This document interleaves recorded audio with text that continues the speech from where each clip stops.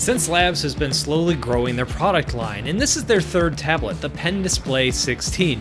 I've really been enjoying this one, so let's talk about why. Hello, my name is Brad. I review tech for creative professionals. About 2 months ago, I reviewed Wacom's latest 13-inch pen display, a competitor to this one. In that review, I said that this was the only OLED screen available in a pen display like this. Xencelabs must have been watching, because it was only an hour after I posted that video that they roll in and say, we got one too, OLED screen here. And this thing looks terrific. There's something about an OLED screen where when you get into those like really vibrant, saturated colors, they just jump out at you. And this screen just looks really good. There's absolutely no gap underneath the panel, so the screen looks like it's completely flush with the bezels around it. It has a matte anti-glare coating that doesn't dull the colors too much. It's also a 4K display. It is not a touchscreen, but it might be the best looking display that you can get on a drawing tablet like this today. Although once this video is live, that could change. This OLED screen is pushing towards iPad Pro or Samsung Galaxy Tab territory when we're talking about screen quality. I like to rank all the tablets that I review over on my website. This one is going to be pretty high. Now on Xencelabs' site, there are 2 versions available. The one that I have here is the bundle version, which is $1,250. There's also a $1,000 version they're calling their Essentials mode, which doesn't have quite as many accessories packed into the box. So what comes in that box, you may say? A lot. I stopped doing these sections of the video where I unbox the thing and show you everything in it because that got boring, but not today. So in that box, we have a thank you card. We also have this big instruction sheets.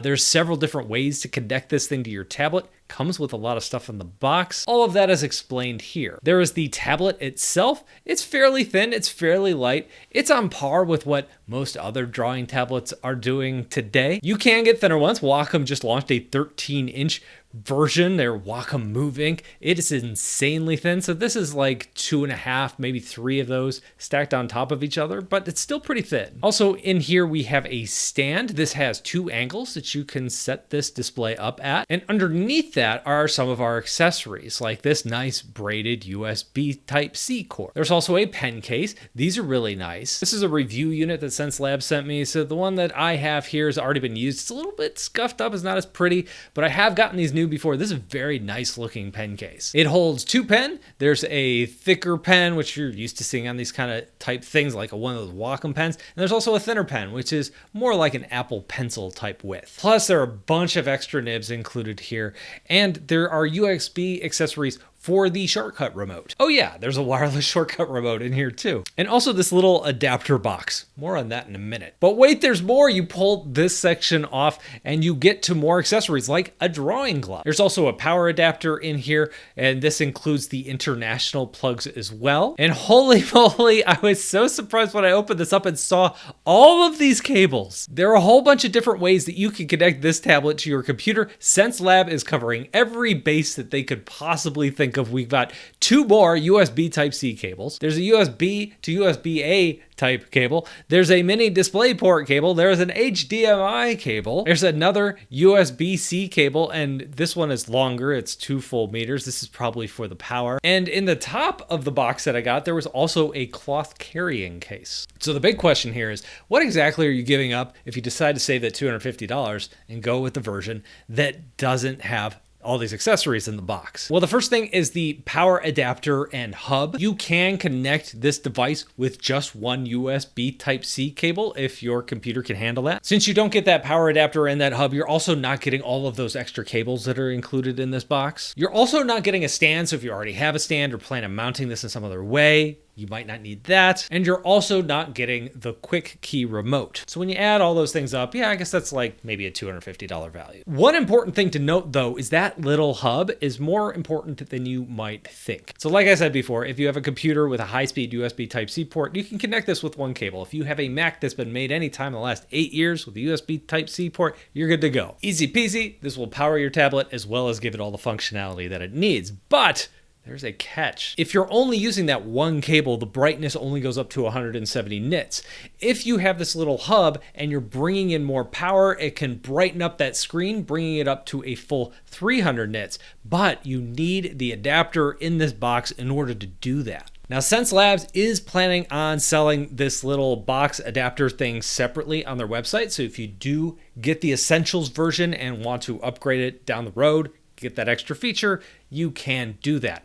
Currently, don't have a price on that extra thing, but it will be available. Now, I did try to sit down and capture the differences in brightness. It's a little bit weird and kind of hard to do. I think if I had two of these, I could plug one into the wall and not plug the other one into the wall and look at them next to each other and go, oh yeah, is this a big difference? Is it a little difference? But since I only had one, I had to unhook the tablet, rehook it up with the extra cords. And you know, it takes a minute to do that. And in that time, you kind of are like, well, I can't really tell the difference. I even set up my camera and filmed it, so I unplugged the monitor, replugged it in with the extra cables just to see, now can I see it? And even looking at these two screens next to each other, no, I really can't tell the difference. So unless you're in a really bright environment where you need those extra nits, you're probably not going to miss them too much. But that brings me to probably my biggest negative of this tablet that I found, and that is there is a very, very subtle, like electric high-pitched whistle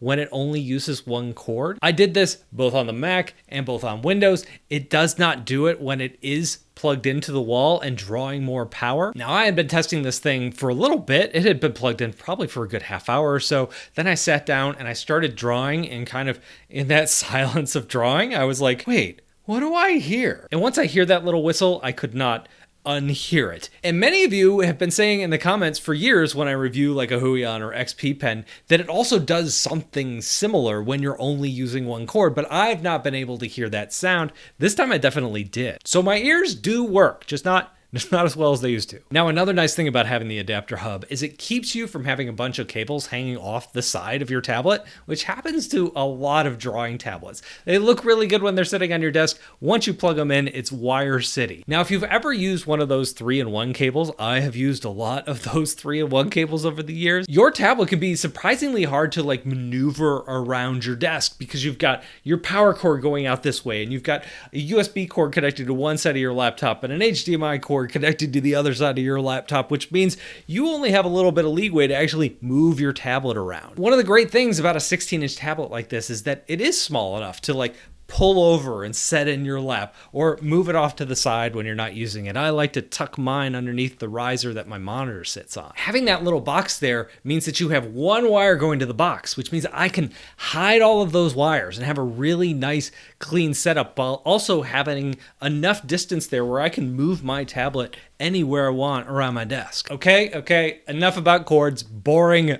Let's talk about drawing. It comes with two pens. One is like a thicker, wider pen, kind of a standard pen you see in a lot of Wacom-like drawing tablets like this. The other one is a thinner pen, very similar to like the width of an Apple Pencil or a Samsung S Pen. They come in this really nice case. Both have active erasers along the back. The slim pen has two customizable buttons. Customizable, I'll get that word out. And the thicker pen has 3. The matte finish on the screen is fairly smooth. I took one of the felt tip nibs from the case and popped it into the larger pen. And what I love about this is that both of these pens now feel a little bit different. If I want that rougher feel, grab the bigger pen. Want a smoother feel? Grab the other pen. And I could take that even further. I can go into the settings and adjust the pressure curve and shortcuts of each pen independently of each other. So if I want a really heavy-handed pen, change the pressure curve on that. Want a lighter touch? Change the pressure curve on the other. Just swap out pens. You can even adjust those things on a program by program basis. And the settings in general that they have here are really, really good. There's a virtual tablet mode. So if you wanted to use this as a screenless tablet, you could do that. There's display switching, really nice display switching. Drawing 1 minute, then you toggle to your other screen, so you're checking email or some social media type stuff. You can even edit the cursor offset. I'm not sure I've ever seen that on a tablet before, but that is a problem with many of these where you just want the cursor to move over like 2 pixels. You could do that here. There are a ton of little features like that, but I'm getting distracted again. Let's go over to the drawing test. So I recorded the drawing test for this, and when I uploaded the footage and pulled it into the movie, you'll never believe what happened. You know that high-pitched whistle I was talking about a minute ago? The microphone picked it up. Here's what it sounds like.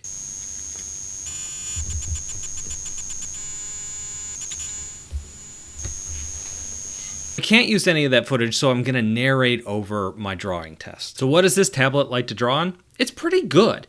There is some line wobble to the pen. This reminds me a lot of an XP pen type tablet because it's using the same underlying technology. So if I'm drawing slow angled line, I'm going to see a little bit of wave to it. Now I find that if I get the brush smoothing and say something like Photoshop up to like about 30%, I can knock that out. There are some downsides to that. It feels a little bit more mechanical, a little less natural when I'm drawing that way. So I will toggle that type of thing on and off. If I'm drawing slowly, if I'm drawing accurately, the smoothing's on. If I'm doing hatch lines, or I just want to sketch things out quickly, I'll turn that down. And from a drawing experience standpoint, that was really the only negative here. So some of the other things that I'm always looking for in a pen are just how it holds pressure. Another big thing I'm looking for lately is just how easy is it to close circles, close squares? Can I make my ends match up when I'm drawing a line and having it come back around? And here it does that beautifully. Another thing it does is when the smoothing is turned off is I can come in here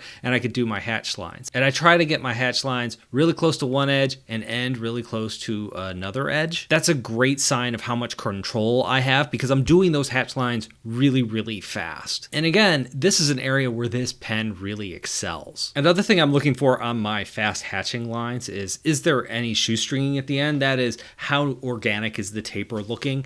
And when I'm drawing at 100%, it actually looks fine. I zoomed in here and circled some of these because I did notice some shoestringing, but it's one of those things that you do have to zoom in to notice. So I didn't think it was that severe. Another area where this tablet really, really, really excels is in the initial activation force. That is how hard you have to press with the tip of the pen to actually leave a mark. And if I press super, super, super light, it's going to leave a super, super, super light line. And I love that. It just feels that if this thing is making contact with the screen, it's going to leave a line. And what you see in a lot of drawing tablets is that if you're pressing that lightly, the pen is going to be a little bit intermittent. You might start drawing a line and then it'll cut out for a little bit and start drawing again, or might not register until you add a little bit more pressure. Here it's right on. And what that does is it just makes me feel like I have more control over the overall pressure curve, but that is really good. So overall, I found this pen to be very usable. I did have to modify it to get rid of some of that line wobble to use it the way I wanted to use it,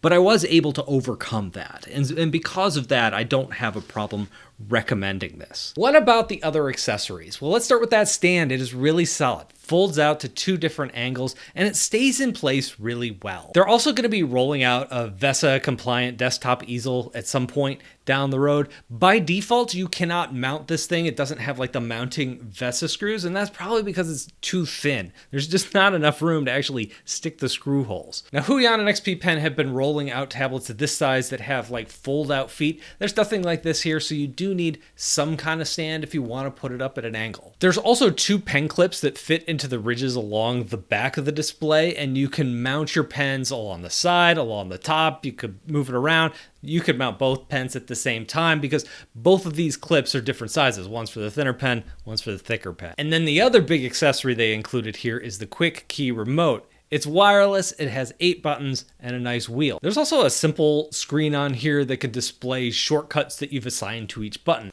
And this button along the bottom changes your sets. So the default set actually works really well for me. It's got my undo, my redo, my spacebar, shift, alt key. And the wheel on the top has similar functions. One mode is for scrolling, one is for zooming, another is for brush size. There's even an RGB light underneath the dial. So as you tap on that button in the middle of the dial, it's going to change the color so you can tell what mode you're in. It's a little thing, but it's such a nice touch. And like the pens, you can change up all of these shortcuts on a program by program basis. I think this is a great package. My only 2 nitpicks would be the sound that it makes when it's not fully powered, and then that slight pen wave that you're gonna get. But I only think those are small knocks because both of those things are things you're gonna overcome and fix, so they didn't really bother me much in the long term. Now, this is one of the higher end devices on the pricing spectrum, but there isn't anything with these specs out there right now, really.